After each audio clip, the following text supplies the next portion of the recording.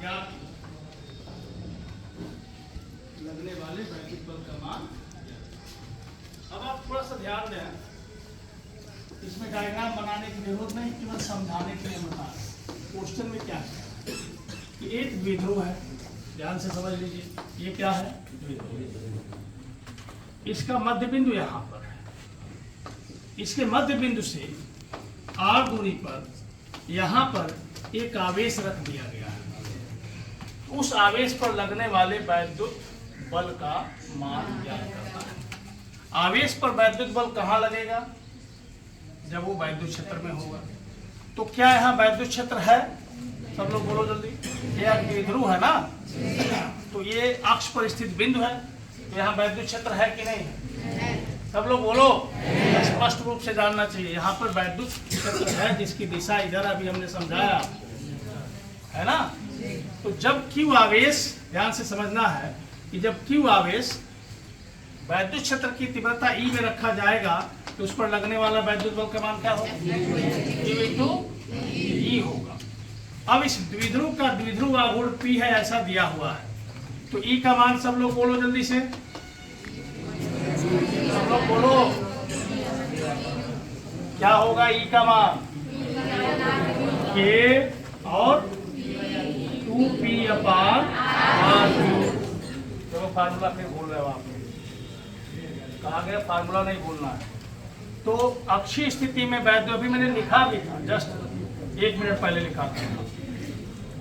तो E = K 2P/R3, ठीक है। ये मान यहाँ पर रख दीजिए, तो जब आप रखेंगे तो क्या मिला, F = Q × K और 2P/R3, यानी कुल मिला के आपके पास हो गया K और 2PQ। ये है वैद्युत बल का मान जो उस आवेश पर लग रहा है, Q आवेश पे लग रहा है। और सबसे खास बात यहाँ आप देखेंगे कि F = 1/r³ है। इसी पर 2019 में बोर्ड परीक्षा में सवाल पूछा गया, अभी वो सवाल हम दिखाते हैं, पहले आप इसको कंप्लीट करिए। कंप्लीट हो गया, जल्दी करो। तो अब इसे आप ध्यान में रखिएगा, ये क्या है, एक द्विध्रुव के कारण Q आवेश पर लगने वाला बल। अब समझ गए। अगर यही आवेश, अब देखो इस तरफ जानेंगे तो आपके लिए कंपटीशन बहुत आसान हो जाएगा। अगर यही आवेश r दूरी पर यहाँ स्थित होता तब कितना बल होता, कौन बता सकता, हाथ उठाओ, चलो खड़े हो बताओ। क्या होगा, F = K PQ/R3। अब समझ में आ गया। ये दोनों ही आपको जानना पड़ेगा। अब इस पर सवाल लिखिए जो पूछा जा चुका है पहले 2019 में ही बोर्ड परीक्षा में पूछा जा चुका, कंपटीशन तो दूर रखिए। तो जो छात्र, ध्यान से सुन लीजिए, पहले गलतफहमी मत पालिए। जिस छात्र का कोई भी बोर्ड हो, चाहे CBSE हो, चाहे ICSE हो, चाहे UP बोर्ड हो, कोई बोर्ड, अपना बोर्ड अगर वो 100% सिलेबस को कवर करता है, तैयार है, तो कोई भी कंपटीशन निकल जाएगा। लेकिन आप काम करते हैं उल्टा, बोर्ड का सवाल आपको नहीं आता, बोर्ड के सिलेबस कमांड में आप नहीं रखते और तैयारी करने के लिए निकल पड़ते हैं, तो प्रॉब्लम खड़ा होगा। आप कुछ भी करके आप कॉम्पिटिटिव एग्जामिनेशन निकाल नहीं पाएंगे। तो आप ये मन में ना रखिए कि हम कंपटीशन की तैयारी कर रहे हैं, आप इतना तो रखिए आप बोर्ड की तो तैयारी करनी है कि नहीं करनी है। तो बोर्ड का जो सिलेबस उसको कंप्लीट कवर कर लीजिए, फिर किसी भी कंपटीशन में बैठिए, आप देखिए अच्छा स्कोर आपका आएगा। और जब बोर्ड का क्लियर नहीं है, आपको फार्मूला तक नहीं याद है और आप तैयारी कर रहे हैं, तो कहीं भी कुछ भी पॉसिबल नहीं है, केवल टाइम आप वेस्ट कर रहे हैं। तो ये आप देखिए, आगे देखिए जो क्वेश्चन है, लिखिए। एक द्विध्रुव तथा एक द्विध्रुव के कारण, अच्छा लिखिए, एक द्विध्रुव के कारण बिंदु आवेश पर, एक द्विध्रुव के कारण बिंदु आवेश पर लगने वाला वैद्युत बल कैपिटल F, लगने वाला वैद्युत बल कैपिटल F दूरी स्मॉल r के साथ, दूरी स्मॉल आर के साथ निर्भर करता है। ऑप्शन ए ध्यान से देखिए, F is proportional to 1/r²। Option B, F is proportional to 1/r। Option C, F is proportional to 1/r³। Option D, F is proportional to 1/r⁴। कौन सा सही हुआ? लेकिन अगर ये हम नहीं पढ़ाते तब आपको आता ही नहीं, आप बहुत करते तो इस पर, और उसके बाद वो गलत होगा। अब यही सवाल थोड़ा सा मॉडिफाई कर दिया जाए तो ऑप्शन अभी चेंज होगा। ये क्वेश्चन क्या था? एक द्विध्रुव और बिंदु आवेश के बीच लगने वाला बल। अब हम ये कहें कि दो द्विध्रुवों के बीच लगने वाला वैद्युत बल उनके बीच दूरी r के साथ निर्भर करता है, तब आंसर कौन सा सही होगा? अभी तो पढ़े नहीं तो इस पर चर्चा करने की बात ही नहीं होनी चाहिए। आपको कहना चाहिए हमने तो पढ़ा नहीं, तो अब तो बता नहीं सकते। बोलो भाई, बात खत्म हो गई। और अंदाजे से अगर बताना चाहे तो कौन बताए? पहला, वो गलत होगा, इसमें चौथा सही होगा, ठीक है ना? अब ये कैसे होगा, थोड़ा इंतजार कीजिए, ये भी आएगा, इसको भी हम बताएंगे। क्लियर?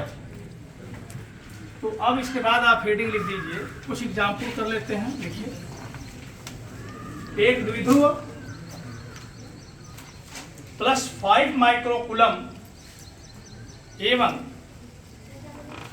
एक द्विध्रुव प्लस 5 माइक्रोकूलम एवं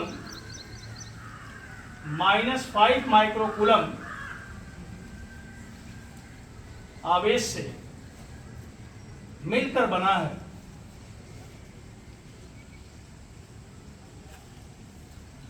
द्विध्रुव की लंबाई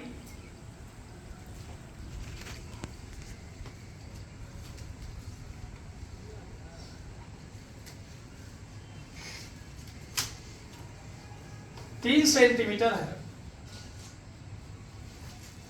द्विध्रुव की लंबाई 3 सेंटीमीटर हो गया। द्विध्रुव से 1 मीटर की दूरी पर अक्षीय तथा निरक्षीय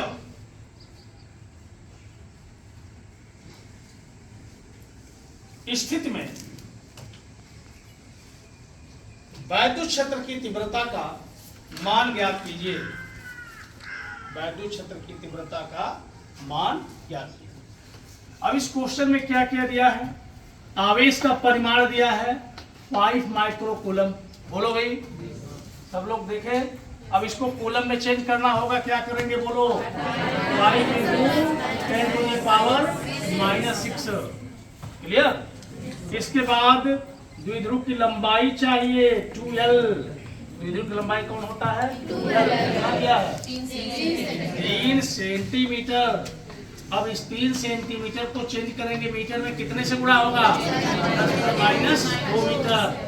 ठीक है, ये सब बोलना नहीं है, बार बार मैंने समझाया है, बोलेंगे न्यूमेरिकल आपके लिए दिक्कत करेगा। इसके बाद P की वैल्यू बोलो, P का फार्मूला बोलो, Q × 2L। बताया था तरीका ना, तो गलत नहीं होगा अगर ध्यान से करेंगे तब। Q की जो वैल्यू है वो है 5 × 10⁻⁻6 और 2L की जो वैल्यू है ये कितनी है? 3 × 10⁻²। कितना आ गया भाई? 15 × 10⁻10⁻8। अगर 1.5 लिख देंगे तब कितना होगा? -7। मात्रक बोलो, कूलम। ये हो गया। अब पहला अक्षीय स्थिति में हम लोग वैद्युत क्षेत्र की तीव्रता ज्ञात करेंगे। इसमें 2 पार्ट है क्वेश्चन में, अक्षीय और निरक्षीय स्थिति दोनों में वैद्युत क्षेत्र की तीव्रता का मान ज्ञात करना है। आपसे फॉर्मूला पूछा जाएगा। चलो तुम बताओ, अक्षीय स्थिति में वैद्युत क्षेत्र की तीव्रता का सूत्र बोलो। खड़े हो, जल्दी खड़े हो। तुम बैठो बोलो। E = K 2P/R3। बैठ जाइए। अब हम इसमें सारा वैल्यू पुट अप करेंगे। इस क्वेश्चन में किसी माध्यम की बात नहीं कर रहा है, जब किसी माध्यम की बात नहीं करता तो निर्वात मानकर हम सवाल सॉल्व करते हैं। के का मान कितना है 9 गुणे 10 पर 9, 2 गुणे पी का मान 1.5 गुणे 10⁻7 अपान आर क्यूब। अब यहाँ डिस्टेंस दिया हुआ है दोनों के लिए कितना 1 मीटर। ये मीटर में ऑलरेडी है, बदलने की जरूरत नहीं है। 1 का क्यूब कितना हुआ, बात खत्म हो गई, गुणा करिए आंसर आ गया। तो कितना हुआ, गुणा करो तो जल्दी से 27 × 10⁻, देखो 10⁻7 है, 10 पे 9 है, तो कितना बचा 2। ठीक है, अब अगर इसको 2.7 करोगे तब कितना होगा 3 होगा। तो 2.7 गुणे 2 10 पे 3 न्यूटन पर कूलम। ये आपका हो गया आंसर पहले पार्ट का। ठीक है, अब हम लोग इसमें सेकंड पार्ट करेंगे। सेकंड पार्ट में कह रहा था निरक्षी में भी निकाल दीजिए, समझ गए। तो सेकंड पार्ट पे हम लोग आते हैं और निरक्षी स्थिति में वैद्युत क्षेत्र के तीव्रता का सूत्र। ठीक है, कौन बताएगा भाई, वो बता, बहुत बढ़िया, बैठ जाइए। E = K/P/R³। अब ये वैल्यू यहाँ पे रख देंगे, तो K की वैल्यू हम लोग रखेंगे 9 × 10⁻⁹, P की वैल्यू 1.5 × 10⁻⁻, कितना था 7 अपान 1³ यहाँ भी हो जाएगा। अब ये कितना हुआ बोलो भाई, ये हो जाएगा आपका, ये गुणा कर दे 15 135 ना, और ये 13.5 × 10⁻, यहाँ पे कितना बचेगा 2, और जब 1.35 करेंगे तब कितना हो जाएगा 3, और ये हो गया आपका न्यूटन पर कूलम। काम खत्म। तो इस तरह के सीधे सीधे सवाल यूपी बोर्ड परीक्षा में पूछा जाता है, और साथ में नीट वगैरह भी देखेंगे तो कभी कभी एकदम ऐसे ही सीधा सवाल पूछा गया है, यानी फार्मूला याद है तो आप कर लेंगे, नहीं याद है तो नहीं कर पाएंगे। ठीक है, अब इसके बाद आप हेडिंग लिख दीजिए, जल्दी करें। चलिए, क्वेश्चन हम तब तक लिख रहे हैं, उतार भी रहे हैं आप, तब तक हम क्वेश्चन लिख रहे हैं। ठीक है, अच्छा अभी आर्टिकल हम पढ़ाने जा रहे हैं, पहले उसको पढ़ लीजिए तब। ठीक है, हेडिंग लिखिए, अभी नहीं उतार पाए।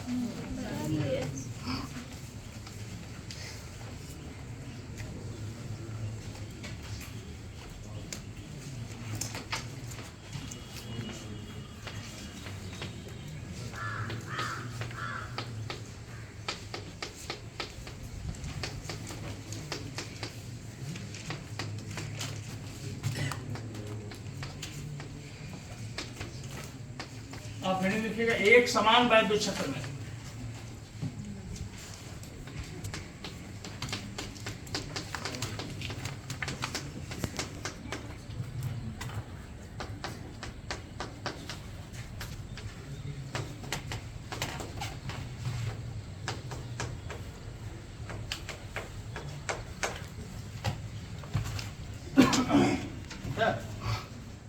एक समान वैद्युत क्षेत्र में वैद्युत द्विध्रुव पर लगने वाले बलयुग्म का आघूर्ण।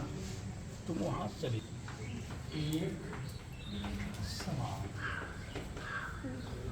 एक समान वैद्युत क्षेत्र में द्विध्रुव पर लगने वाले बलयुग्म का। अब इसमें जो कुछ भी है सबके विषय में आपको जानकारी होनी चाहिए। तो सबसे पहले क्या है, वैद्युत क्षेत्र आप जानते ही हैं, वैद्युत द्विध्रुव आप जानते ही हैं। नई बात यहाँ क्या है, आघूर्ण भी जानते हैं। आघूर्ण क्या होता है, बल का घूर्णन प्रभाव। जब भी कोई वस्तु घूमती हो तो वह बल के घूर्णन प्रभाव से घूमती है, ठीक है ना। बल आघूर्ण की वजह से ही घूर्णन गति होती है। अब आया बलयुग्म क्या है। कितने लोग ऐसे हैं जो बलयुग्म अपने दैनिक जीवन में देखे हुए हैं, उसका यूज किए हुए हैं? कोई ऐसा हो तो कोई नहीं? चलिए ठीक है। बलयुग्म होता क्या है आपको ये समझना है। बलयुग्म नाम से स्पष्ट है, बलों का युग्म। युग्म मतलब दो एक साथ, यानी यहाँ पे दो बल एक साथ काम करेंगे। तो जहाँ दो बल होंगे वहाँ बलयुग्म कहा जा सकता है, लेकिन बलयुग्म होगा कि नहीं होगा इसकी गारंटी नहीं है। जैसे अगर दो आँख हो तो आदमी होने का चांस है कि नहीं, लेकिन एकदम क्लियर आदमी ही होगा नहीं ना। तो इसी तरह से दो बल है तो बलयुग्म हो सकता है, लेकिन गारंटी नहीं। अब बलयुग्म कब होगा ये जानना है। अब देखिए यहाँ पर बलयुग्म होने के लिए दो खासियत। सबसे पहला समान बल होना चाहिए, क्लियर, और बलों की दिशा विपरीत होनी चाहिए, दो खासियत ये। और तीसरी खासियत है बलों की क्रिया रेखाएं अलग अलग होनी चाहिए। अब हम यहाँ पर तीन कंडीशन दिखा रहे हैं आपको, ऐसे तीन कंडीशन हमने दिखाई है। यहाँ पर दो बल एक साथ लगे हुए हैं, दोनों ही हैं। क्या ये बलयुग्म है? ये बलों का युग्म तो है, दो बल तो है, लेकिन बलयुग्म नहीं है जिसकी हमें जरूरत, वो नहीं। अब समझ गए? यहाँ देखो एक बल इधर लगा हुआ है और दूसरा बल इधर लगा हुआ है। यहाँ भी दो बल हैं, समान परिमाण के हैं, दिशा विपरीत है। क्या ये बलयुग्म है? ये बलयुग्म का निर्माण कर रहे हैं, ठीक है। कारण कि यहाँ देखेंगे एक बल ऊपर लगा एक बल नीचे लगा है, दोनों बराबर हैं, दोनों की क्रिया रेखा एक है। तो यह दोनों बल एक दूसरे को निरस्त कर देते हैं, इनका कोई मतलब ही नहीं। जैसे आप बेंच पर बैठे हैं, आपका भार नीचे की तरफ काम कर रहा है और नॉर्मल रिएक्शन फोर्स ऊपर की तरफ काम कर रहा है, बात खत्म हो गई। आप बैठे ही ना ऊपर जा रहे हैं नीचे जा रहे हैं, काम खत्म हो गया। ये उस बल का कोई प्रभाव नहीं है। तीसरा कंडीशन ये है कि एक बल इधर लगा और दूसरा बल यहाँ लगा, तो दोनों बल परिमाण में बराबर हैं और दिशा में विपरीत है। ऐसा जैसे ही लगेगा यह जो पिंड है अपने इस घूर्णन अक्ष के परितः घूमने का प्रयास करेगी। यहाँ अब बलयुग्म में खासियत क्या क्या हुई? दो बराबर बल हों, दिशाएं विपरीत हों और बलों की क्रिया रेखाएं भिन्न भिन्न हों, तो ऐसे बल बलयुग्म का निर्माण करते हैं। और यहाँ पर जो बलयुग्म का आघूर्ण है उसके वजह से इस पिंड में घूर्णन गति होती है। अब उस बलयुग्म के आघूर्ण को हम लिखते हैं टाउ से, और टाउ बराबर होता है बल का परिमाण गुणे दोनों बलों के क्रिया रेखाओं के बीच की लंब दूरी। ये दूरी हम भी मान लेते हैं, तो टाउ बराबर। तो साफ हो गया मामला। द्विध्रुव पर बलयुग्म का आघूर्ण निकालने के लिए हम खोजेंगे एफ को, जो बलयुग्म बना रहा है उसे खोजेंगे। फिर क्या खोजेंगे? बीज दूरी। इस फार्मूले में रखेंगे, टाउ का मान निकल जाएगा। बस यही तो है। अब पहले बताओ बलयुग्म आपके दैनिक जीवन में, अब बताइए कहीं देखा?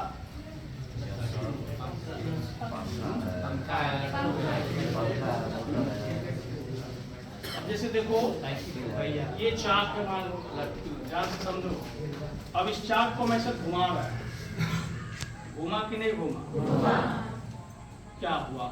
यहाँ देखो दो उंगलियां दिख रही हैं, तो एक ऊपर है, ऊपर वाला ऐसे बल लगा रहा है और नीचे की जो उंगली है इधर बल लगा, ठीक है। तो एक बल ऊपर से इधर लगा, एक बल नीचे से इधर लगा, तो दोनों बल बराबर, क्रिया रेखा अलग अलग है कि कहीं है? अलग अलग। दिशा विपरीत, तो बलयुग्म बना कि नहीं बना? और इसीलिए घूमा, बलयुग्म बना तभी ये घूमा। तो ऐसा कुछ करते नहीं हो अपने जीवन में? पानी वाली जो टोटी है, टैप को ऐसे घुमाते हो ना, टी को ऐसे घुमाते हो, कैसे घूमता है? ऐसे घूमता, दोनों उंगली से घुमाते हो ना, आ समझ में? तो हाँ बलयुग्म बना। साइकिल का हैंडल नहीं कभी घुमाया, वैसे पकड़े वैसे घुमा दिया, तो बोलो इससे इधर खींचा, इसको इधर, तो ये बलयुग्म नहीं बना? तब फिर आपको कब रोज कर रहा है, हमेशा कर रहा है, आपके जीवन में हमेशा ही हो रहा, फिर भी आप नहीं जान पा रहे। तो जब तक इसे समझे महसूस नहीं करेंगे तब तक फिर समझ में नहीं आएगा, इसका ध्यान रखिए। तो अब देखो, तो मतलब साफ हो गया कि अब उस पर द्विध्रुव पर बलयुग्म लगेगा कैसे।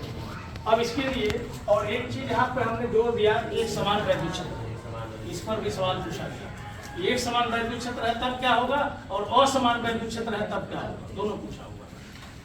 तो पहले हम लोग चर्चा एक समान वैद्युत क्षेत्र पर कर रहे हैं।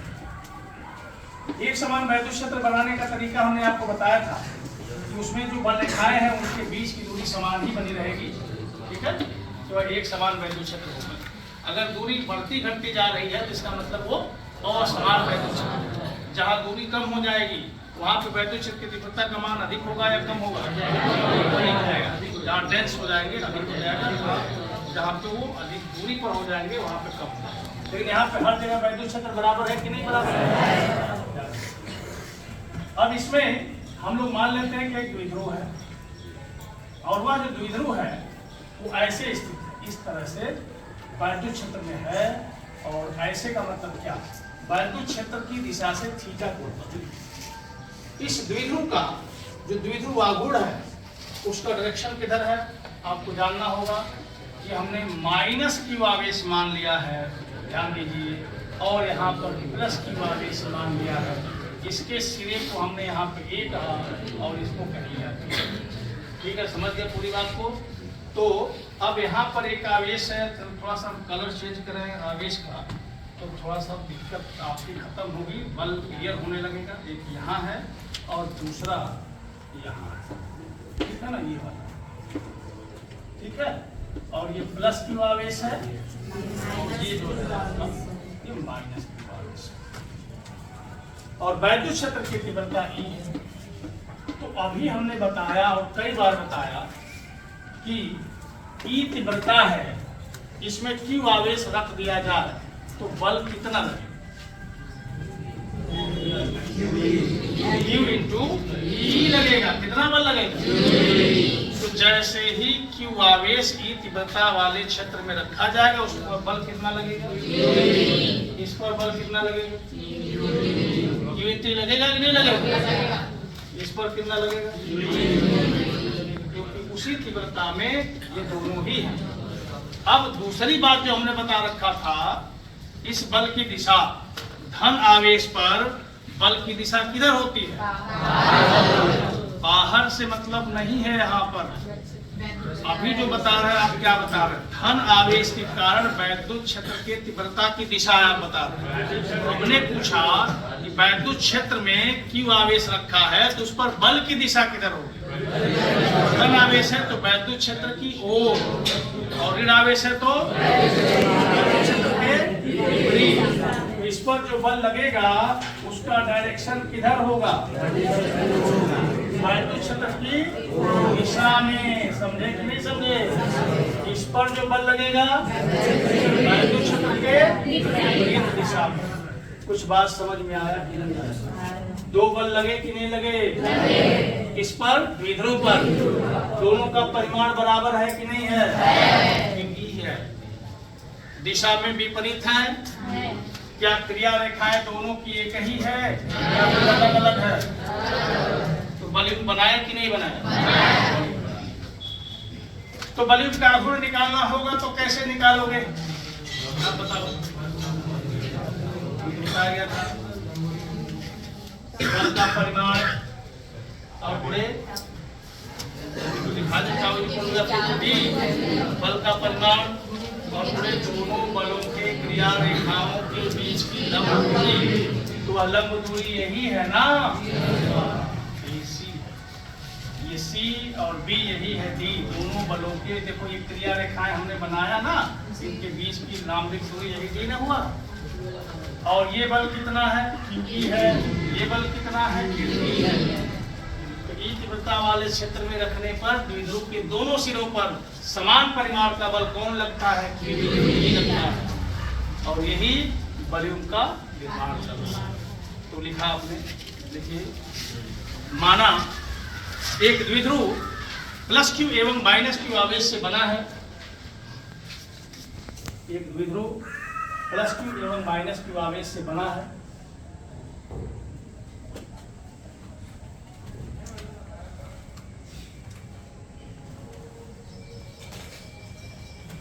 इसकी लंबाई 2l है।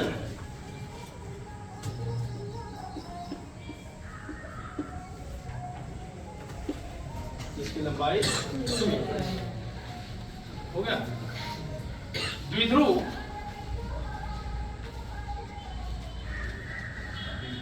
एक समान वैद्युत क्षेत्र कैपिटल ई की दिशा से, एक समान वैद्युत क्षेत्र कैपिटल ई की दिशा से थीटा कोण पर स्थित है। एक समान वैद्युत क्षेत्र कैपिटल ई की दिशा से थीटा कोण पर स्थित है। इस अवस्था में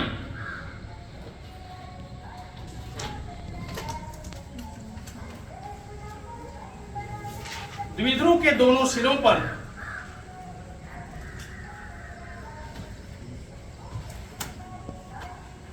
Q into E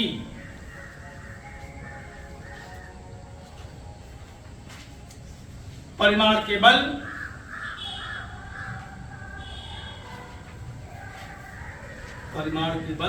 परस्पर विपरीत दिशा में कार्य करते हैं। परस्पर विपरीत दिशा में कार्य करते हैं, जो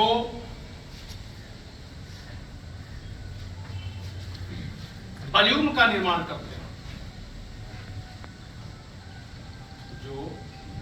वॉल्यूम का निर्माण करते हैं। नीचे से लिखेंगे बल का परिमाण कैपिटल F बराबर Q इंटू ई, समीकरण नंबर 1 हो गया। दोनों बलों में से जो परिमाण है वो Q ई बराबर है, ठीक है। आगे लिखेंगे यदि बलों के क्रिया रेखाओं के बीच की लंब दूरी, बलों के क्रिया रेखाओं के बीच की लंब दूरी स्मॉल डी हो, बलों के क्रिया रेखाओं के बीच की दूरी स्मॉल डी हो, तो टाउ बराबर F इंटू डी, टाउ बराबर F इंटू डी, या छोड़ दो F इंटू डी हटाओ, तो लिखा आपने, तो चित्रानुसार क्या लिख देंगे, तो चित्रानुसार। आइए ध्यान दीजिए, चित्र में आइए, डी को आपने दिखा दिया कि दोनों बल हैं, दोनों बलों की क्रिया रेखाएं हैं, उनके बीच की लंब दूरी दी है, और चित्र में आप पहुंच गए और ये संपूर्ण त्रिभुज बना हुआ है। इसमें आपने ले लिया साइन थीटा, और जब आप इसमें लेंगे साइन थीटा तो साइन थीटा बराबर क्या होता है, लंब बटे कर्ण। लंब साफ दिख रहा है कितना, डी, कर्ण कितना है, तो यहाँ से डी बराबर क्या आया, 2L साइन थीटा।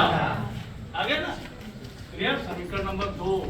अब हम लोग क्या लिखेंगे, बल युग्म का आघूर्ण, बल युग्म का आघूर्ण, इसका जो डेफिनेशन अभी हमने बताया था, आघूर्ण टाउ बराबर ये होता है F इंटू ई। अब इसके बाद यहाँ पे मान रख देंगे, तो टाउ बराबर है F का मान कितना, Q इंटू ई, और D का मान कितना, 2L साइन थीटा। दिखा। अब जरा इसको पहचानो, 2L और Q क्या है, क्या बना, साइन थीटा। टाउ बराबर पी साइन थीटा। यह है द्विध्रुव पर लगने वाले वॉल्यूम के आघूर्ण का सूत्र, ठीक है।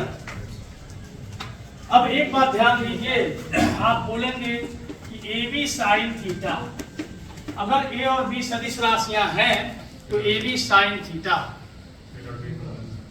किसके बराबर, किसके बराबर, डॉट बी, क्रॉस बी। लेकिन ए क्रॉस बी के कंप्लीट बराबर नहीं है, ए क्रॉस बी सदिश राशि होती है जिसमें दिशा भी होती है, इसमें कहीं कोई दिशा नहीं है। तो ये एक्चुअली है ए क्रॉस बी का मान। अब समझ में आया। तो यहाँ देखो ए और बी सदिश राशि है, तो ए बी साइन थीटा अगर लिखा है तो इसका मतलब वो क्या है, ए क्रॉस बी का मॉड है। अब हमें जानना होगा कि ए क्रॉस बी की वैल्यू एक्चुअल क्या होता है। ये एंगल थीटा है, यहाँ पे बी है, तो आपको बताया गया था A cross B is equal to mod of A into mod of B and sine of angle between them A and B. This is theta and direction of A cross B. Direction of A cross B is always perpendicular to A and B. दोनों पर लंब होता है। याद होगा हमने बताया था A क्रॉस B की दिशा A और B दोनों सदिशों पर लंब होता है, ये हमेशा याद रखिए। तो उसी में आपको दिखाया गया था कि इस डायरेक्शन में यूनिट वेक्टर n है, तो यहाँ पर हम लगा देते हैं यूनिट वेक्टर n। तो ये क्लियर हो गया, जो यूनिट वेक्टर n है A और B दोनों पर लंब है, तो A क्रॉस B की दिशा क्या हो जाती है, दोनों सदिशों पर लंब होती है। और आपको पता है कि ये रोटेशनल वेक्टर है, टाउ क्या है, ये रोटेशन पर डिपेंड करता है। इसका डायरेक्शन एक्सियल वेक्टर भी इसको कहते हैं। इसकी दिशा अक्ष पर होती है, जैसे आपको बताया गया था कोणीय विस्थापन, कोणीय वेग, कोणीय त्वरण, वलय, ये सब क्या है, एक्सियल वेक्टर है, अक्षीय सदिश है। इनकी जो दिशा है रोटेशन पर डिपेंड करता है और हमेशा अक्ष पर होता है। जैसे आपसे पूछा गया था कि पंखा अगर चल रहा है तो उसमें एंगुलर वेलोसिटी है, उस एंगुलर वेलोसिटी का डायरेक्शन क्या है, तो अगर आप ऐसे चल रहा है, मान लो आप देख रहे हैं आपके एंटी क्लॉकवाइज चल रहा पंखा, तो उसके कोणीय वेग की दिशा बताओ, और जल्दी कौन बता सकता है, बोलो। मैंने आपको बताया था कि जब रोटेशन आप जहां से हैं वहां से देखने पर एंटी क्लॉकवाइज है, तो ऐसे जहां से आप देख रहे हैं आपकी तरफ होगा, और अगर रोटेशन क्लॉकवाइज दिख गया होगा। जो एंटी क्लॉकवाइज है उसको पॉजिटिव डायरेक्शन माना जाता है, जो क्लॉकवाइज है उसको नेगेटिव डायरेक्शन माना जाता है। समझ गए कि नहीं समझ? तो अब हम इस टाउ को वेक्टर फॉर्म में लिखना चाहेंगे, तो यहाँ दो चांस है, जैसे कि यहाँ A क्रॉस B और B cross A cross B कर दिया। अब अगर हम B क्रॉस A कर दें तो A क्रॉस B, अगर ऐसे हम कर रहे हैं A cross B anti clockwise, तो इसका डायरेक्शन बाहर की तरफ हुआ, लेकिन जैसे ही हम B क्रॉस A करेंगे डायरेक्शन क्या होगा, नेगेटिव हो जाएगा। क्लियर? इसी तरह से अगर हम P क्रॉस E करेंगे तो कुछ और होगा, E क्रॉस P करेंगे तो कुछ और होगा। फर्क किसका होगा, डायरेक्शन का, मैग्नीट्यूड का फर्क नहीं होगा, क्योंकि mod of A cross B और mod of B cross A दोनों सेम है। उसी तरह से PE sin थीटा लिखे या EP sin थीटा लिखे सेम है, लेकिन जैसे ही हम वेक्टर फॉर्म करेंगे वैसे ही हमें सोचना पड़ेगा ये क्या होना चाहिए, ये P क्रॉस E होना चाहिए या फिर E क्रॉस P होना चाहिए। यहाँ आएंगे तो पूरी बात समझ में आएगा। ये P कहाँ है, अभी तो P को देखे ही नहीं आप कहाँ है, सारा खेल इसी P के साथ डिपेंड कर रहा है, और इसमें कहीं P को देखा, अब देखो P को, P यहाँ है, यही है ना P, माइनस से ऐसे बढ़ा लो, ये है P, और ये देखो ये है E, दिखा, ये एंगल थीटा है, ये भी एंगल थीटा है। अब समझ में आया, क्लियर हो गया? तो यहाँ पर एक्चुअली क्या होता है, P क्रॉस E। अब समझ गए, याद रखिएगा इसको। और ये कई बार पूछा भी गया, कंपटीशन वगैरह भी पूछा गया, आपके बोर्ड परीक्षा में भी पूछा गया, क्लियर है ना? तो वेक्टर फॉर्म में इसको हम लोग लिख सकते हैं tau equal to P cross. अब ऐसे पूछता है कि P और E के टाउ का फार्मूला पूछ देता सीधे सीधे, कई बार कॉम्पिटिटिव एग्जामिनेशन में पूछा गया। ये P डॉट E होगा या P क्रॉस E होगा या E क्रॉस P होगा, बोलो, या E डॉट P होगा। तो जब आप जानेंगे तभी ना बता पाएंगे, नहीं जानेंगे तो नहीं बता पाएंगे। क्लियर हो गया? तो यहाँ तक आज रहने दीजिए, बाकी फिर कल